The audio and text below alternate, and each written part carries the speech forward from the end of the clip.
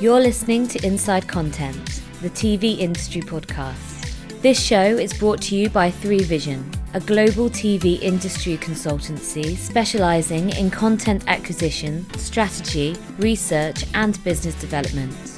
Each episode, we give you VIP access to the views and experiences of senior TV executives and discuss the latest TV industry trends and insights. Hello everybody, welcome to today's podcast. It's great to take a bit of time out of my day-to-day to stop and talk to someone about what they've been up to and some of the issues they're facing today. Today, I'm very pleased to have with me Danny Fenton, CEO and founder of Zig Zag Productions. Hi, Danny. Hi, Jack. Good to be with you.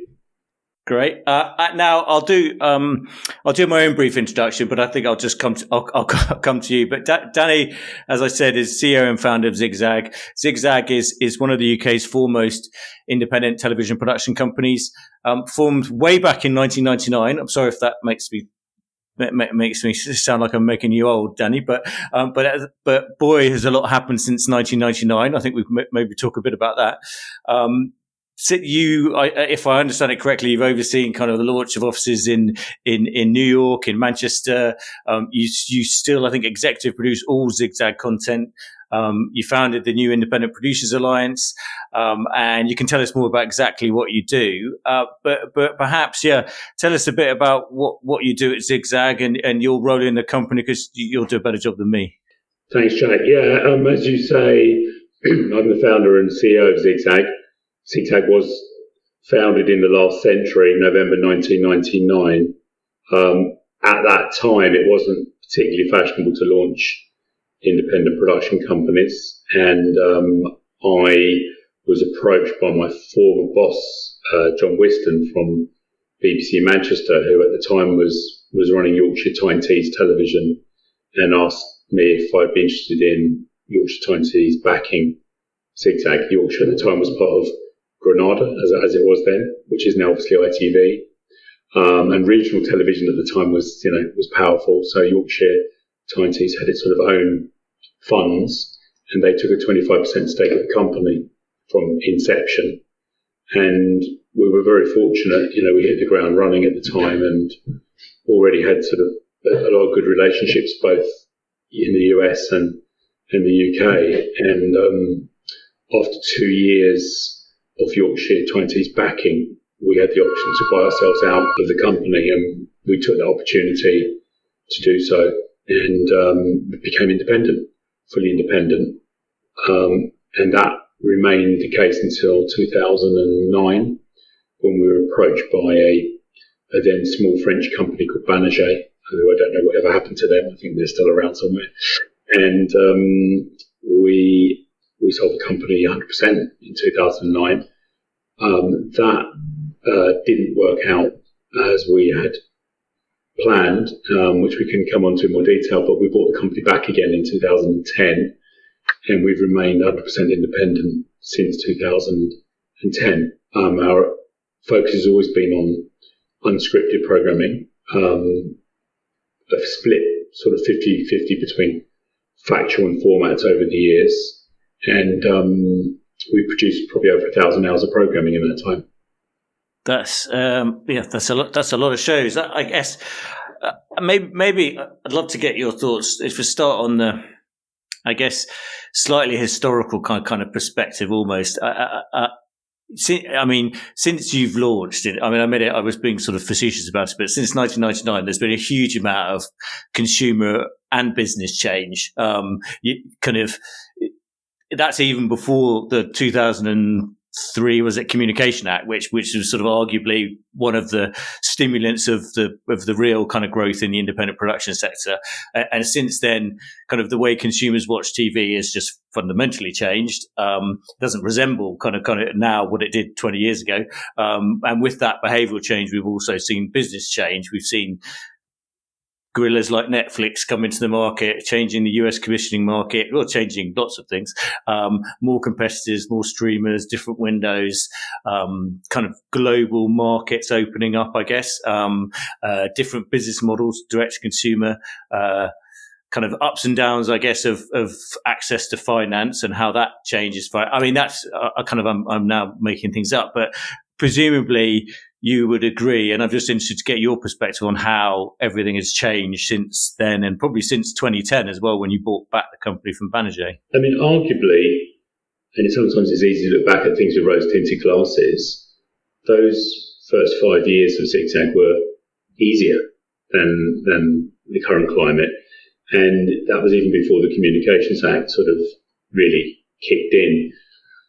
There were a lot less production companies at the time. I think right now there are about 1,000 registered production companies in the UK, and I think PACT, the trade body, has over 500 plus members, and there's a lot of companies fighting over mere morsels, I would say. Whereas back then there were less companies around, but also even before the Communications Act of 2003, people don't often talk about this, you could do a co-pro deal with Discovery or Nat Geo in the US and get them to pay 70% of the budget and then get the remaining 30% from the UK and still hold on to the rights. So there were ways of holding on to the rights even before 2003. Now, obviously, 2003 was a great moment for the independent sector because it meant that the rights and IP position the pendulum swung in favour of the producers. But I suppose what's happened over time is because the producers maintain the rights, the broadcasters were paying less for their rights. So you increasingly had to find co-pro money to top up the budget. So it wasn't necessarily all easy as a result of the Communications Act of 2003, but it did obviously add a lot of value to companies as a result of them owning the IP. Yeah, I guess it's a totally different risk profile to projects sort of from that point is, I guess, what you're saying. Yeah, so suddenly broadcasters were saying, well, if we're not going to own the rights and you're not work for hire, then we don't want to fully fund your project. So that actually saw a growth in the co-production market, probably a growth in the distribution market as a result of it as well, because distributors became more significant in trying to plug the gaps on budgets. And you mentioned, it's interesting because you talked about before kind of the Comms Act and the working in global markets. You've talked about global markets and you mentioned our kind of our mutual friends at PACT, actually, who we work with on the export report. I think if we stay in the kind of broader sense of it, and not maybe yet discuss the headwinds facing many businesses at the moment globally, but global is important to you. I mean, from what you've said, and you in particular the US, but generally the global market for you has been that way for a while. Yeah, because I've always felt that UK producers are very well regarded and held in high esteem internationally. I think the sort of kite mark of British production is probably perceived as being the best in the world.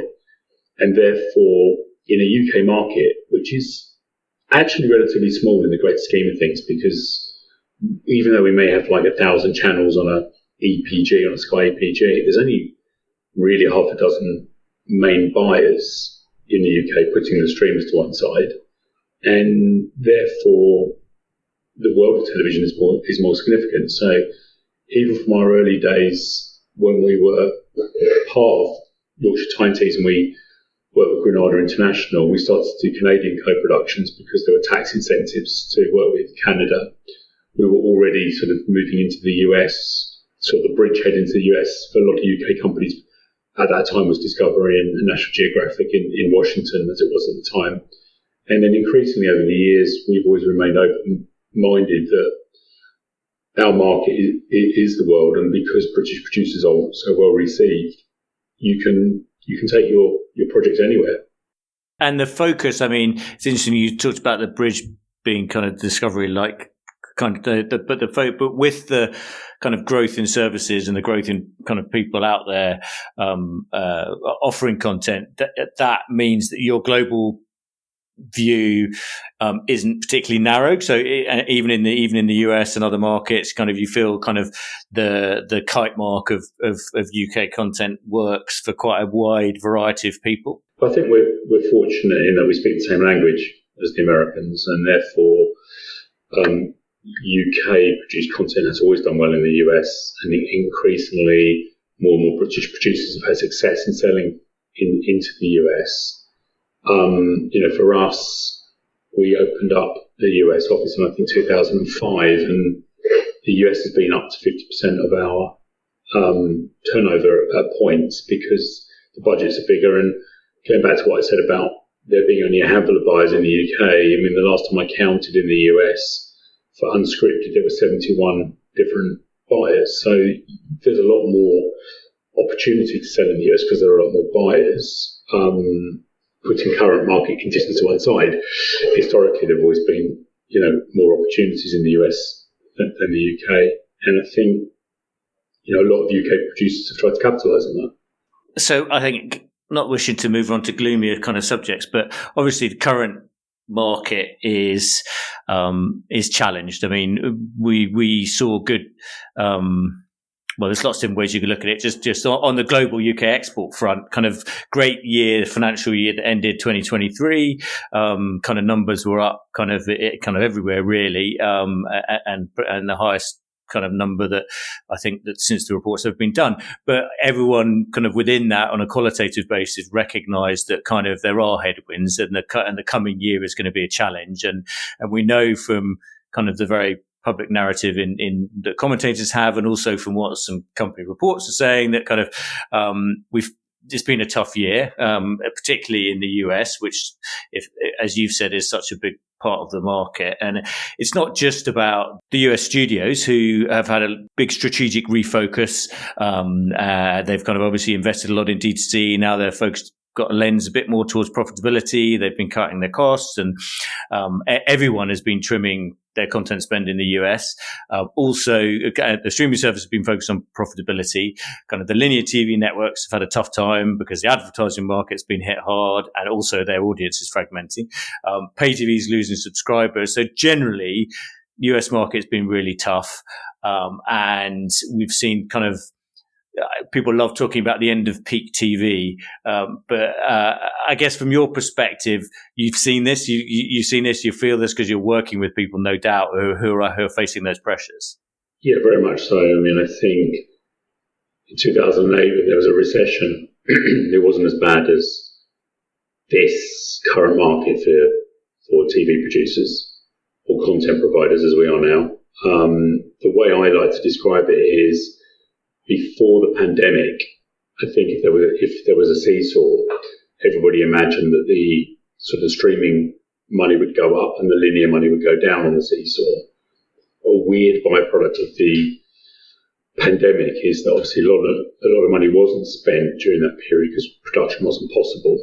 So when we came out of the pandemic, we saw this sort of U shape on the seesaw where streaming money and linear money both went up at the same time because there was a lot of spending. But it was a sort of a false economy, and it wasn't a sort of real reflection of where the market was. And what we've now seen in the last 18 months, I'd say, is both sides of the seesaw coming down at the same time. So, because of ad revenue downturn, I think in the UK specifically, because of the war in Europe, because of the war in the Middle East, because of Brexit, which doesn't sort of get talked about a lot. We've had a sort of perfect storm of everything that could go wrong has gone wrong, and Channel 4 obviously being a good sort of bellwether, that Channel 4 is the biggest commissioner of independent content in the UK because they're a publisher broadcaster. Well, they certainly were until recently, and they've really not been commissioning anything, and they keep pushing it down the road in terms of when they're going to be able to commission again. So I think, we are in somewhat of an omni-crisis in the production community. And as I say, for most UK producers, the US has been sort of a haven when the UK market has been suffering. But the US market has been even worse than the UK market recently. Yeah, and I think you kind of, I couldn't agree more when I think you described it as a perfect storm. I think it's just that confluence of factors. And the US had on top of that, they had the strikes, which kind of in some respects, I think a lot of the studios used as an opportunity to kind of reset and to clear things up. So, and so that as well. I don't think it's not one thing you need to attribute to. There's multiple in the US plus multiple in the UK. And, I mean, I guess it's not green shoots. The thing that when we talk to people, kind of the one thing that comes back to is it is still an incredibly competitive ecosystem for the video services, to use the broader sense of the term. And hopefully kind of that will be the underlying factor that will get us back somewhere better than, get us back into, well, I was going to say back into growth, but get back into somewhere that kind of is a prettier picture than we have now. Yeah, look, I think the production universe has changed forever. I don't think it will go back to what it was previously. I don't like this phrase that's been used, survive till 25, because we're only in, March now, and there's a long time to go for the rest of the year. I think you're right though, Jack, that what we have to remember as producers that we're content providers, and whether that be on tablets, on telephones, on aeroplanes, on taxis, in urinals, wherever there are screens that need content. So I think we just have to pivot to where the content is, and I'm sure we'll sort of get into this more, but I think that whole direct-to-consumer conversation and the growth of fast channels is an area of hope. Yeah, and even obviously I think the problem with a lot of the direct-to-consumer kind of discussions that have been going on over the last 12 months is so it was almost framed in a kind of all or nothing debate that the studios might or might not have, and which is kind of ultimately wrong, because it's never an all or nothing thing. It maybe was for Disney almost, not quite, but for the others, they were always playing it in other markets, and for them it's a balance. But for you, even for you as a compared to the relatively smaller speaking player, kind of how do you view the D2C market? Have you seen opportunities there as well? Look, I think one advantage we have as a 100% independent company with a 25-year back catalogue is that we are in a unique position where we've got a library we can exploit, and whether that be with fast channels. I mean, we actually just recently launched a YouTube channel with the help of Little Dot. There's a Zig Zag channel, so I think there are opportunities to exploit back catalogue and our content and build a direct consumer relationship that way. We've also launched our own sports channel in China as a joint venture, which we started before the pandemic and is now getting up to 14 million views a week. And there's also the ability to do sort of transactional deals on that platform as well. So I think there are ways to go D2C, but it's obviously not easy for everybody to sort of pivot in that way.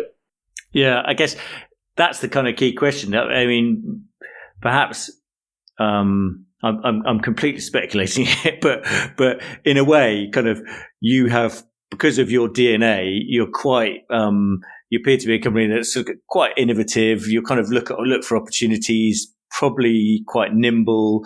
Your size means that you're able to be quite nimble and spot these opportunities and work with them, I guess. But does that, to me, it means that has to be part of the culture of a business.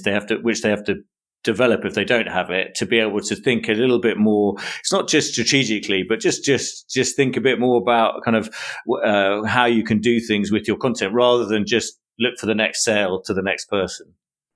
I think we've been entrepreneurial out of necessity, because as the commissioning market has sort of dried up in recent months, then we have to look at other ways of exploiting our content, and a lot of that is using our back catalogue.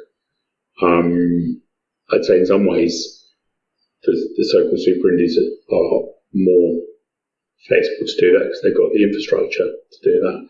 Whereas if you're a small to medium-sized independent, your focus is predominantly on keeping the lights on and keeping the train on the track. So, look, everybody would like to be entrepreneurial.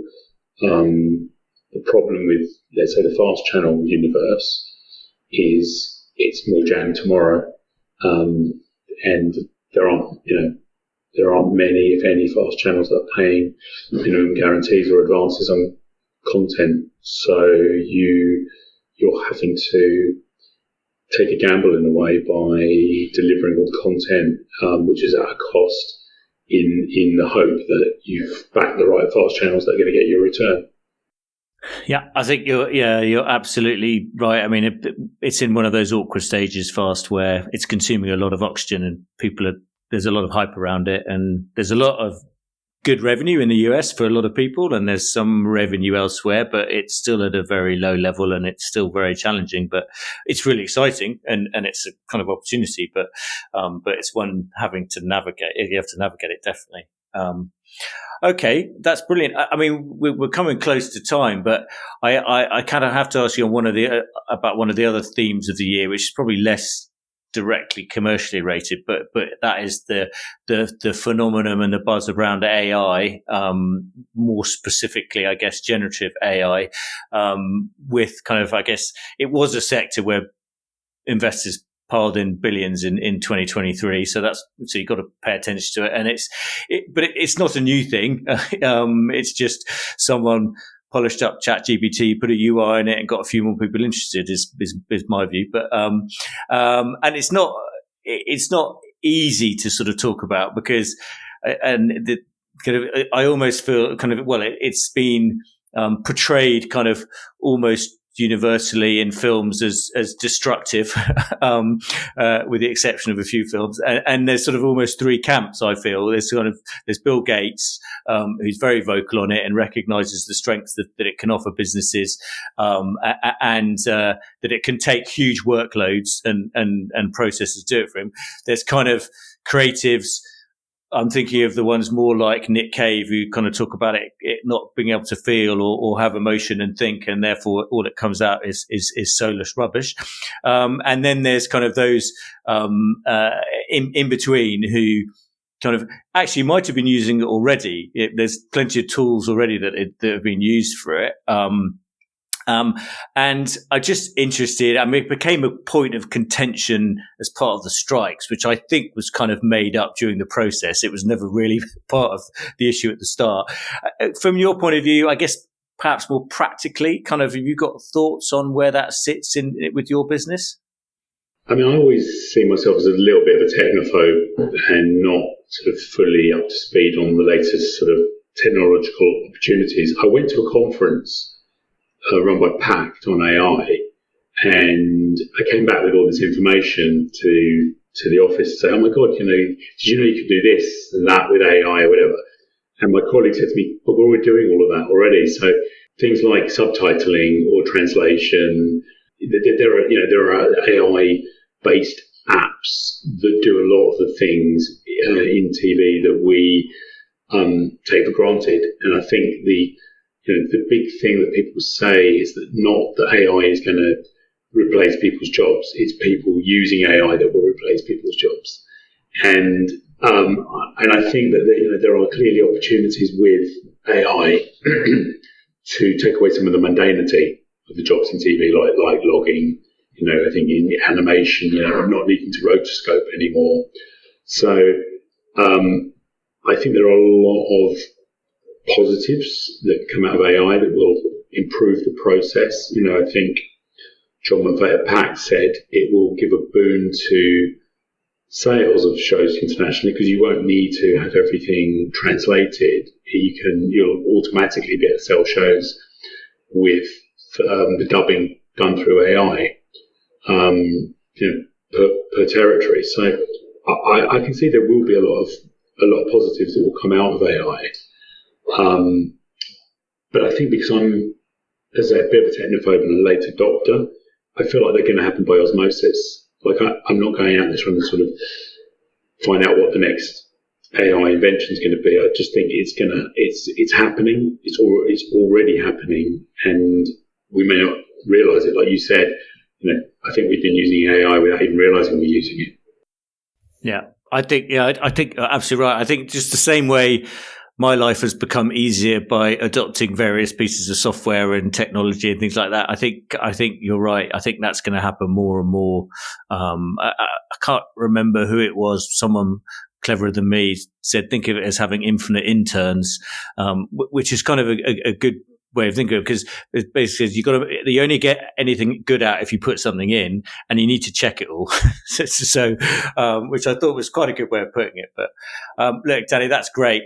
I mean, one of the only negatives, on the AI side is that it's a little bit like the Wild West. So, when you talk about the generative AI, it's whether people are actually taking IP that they don't own as a way of generating content. So I think that there's going to need to be some sort of rules and restrictions around the use of AI. But I think generally speaking, it should be a force for good for the industry. Yeah. That's great. Look, Danny, thanks so much for your time. As always, it's great to talk. That's it. Thank you. Thanks for listening to this episode of Inside Content, the TV industry podcast brought to you by 3Vision. With decades of TV industry experience and real-world success, we know the ins and outs of the market like nobody else. To learn more about our TV consultancy services, head to 3vision.tv.